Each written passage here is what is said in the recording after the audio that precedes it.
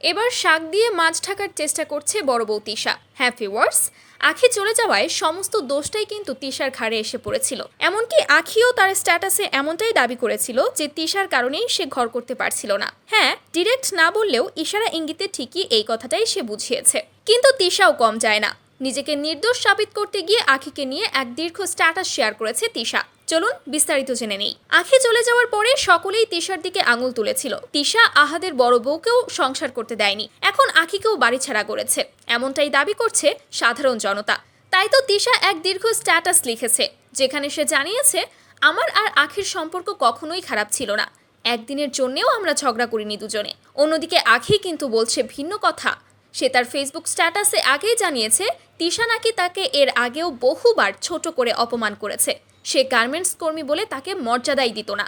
শুধু তাই নয়, তিশা আরও লিখেছে যে আহাদ আর আখি নাকি একটু বেশিই রাগী, এজন্য তারা এখন নিজেদের থেকে আলাদা থাকছে।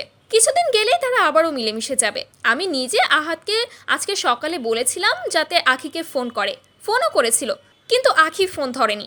আবার আখি ফোন করলে আহাদ ধরবে না। ওরা দুজনে এমনই, একটু বেশি জেদি। এদিকে তিশার এই ধরনের মন্তব্যে নেটিজেনরা বলছে এভাবে ভালো না সাজলেও পারতেন। স্ট্যাটাসে এসে কেন বলতে হলো যে আপনি আহাদকে ফোন করতে বলেছিলেন?